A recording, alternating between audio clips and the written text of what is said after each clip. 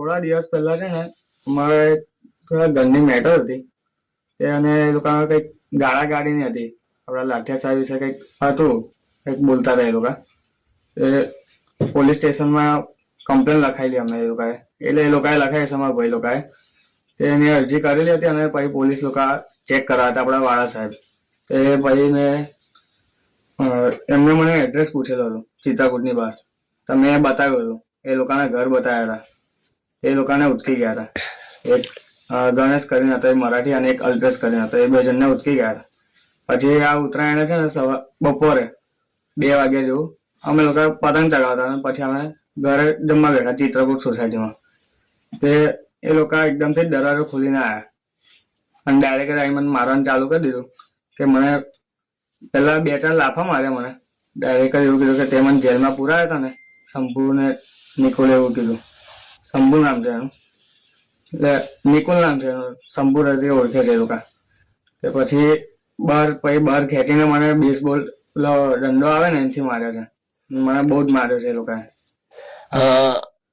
તમારી સાથે જે ઘટના બની એમાં કેટલા વ્યક્તિએ તમને માર માર્યા હતા ને એ બીજેપી સાથે કનેક્ટેડ છે? હા, નિકુલ ચૌહાણ છે એ બીજેપી સાથે. એમાં 4-5 જણ છે. એમાં એક નિકુલ ચૌહાણ કરીને હતા જે શંભુ તરીકે ઓળખાય છે, અને એક ગણેશ મરાઠી છે, એક સન્ની ચિત્તે કરીને છે. ને માર માર્યા છે એની તમે પોલીસ સ્ટેશનમાં ફરિયાદ કરી હતી? ફરિયાદ કરી છે, એક ટાઈમે અમે કરી છે. ત્યાંથી નીકળીને અમે ત્યાં પહેલા પોલીસ સ્ટેશન ગયા. કઈ ઘડી અરજી કરેલી છે. અરજીના આધારે કઈ કામ થયું ખરું? હજુ કશું થયું નહીં, પણ મને ત્યાં પછી પાછળ અમે ત્યાં હતા, અરજી બી કરાવી લીધી. પછી એમની રૂમમાં મને લઈ ગયા. એમાં એક પ્રતિક સોની કરીને છે, એ બી ભાજપમાં જ છે, બીજેપીમાં. ડાયરેક્ટ અંદર મને રૂમમાં પોડ દીધો. એટલે મને બોલાવે પેલા અંદર.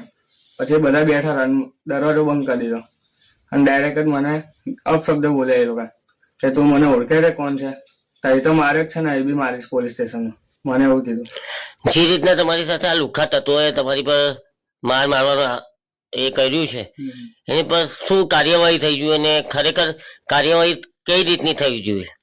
કરી છે મને જે રીતે આ તકલીફ પહોંચી છે, અને એ લોકોએ તો તહેવાર બી ઉજવ્યા છે.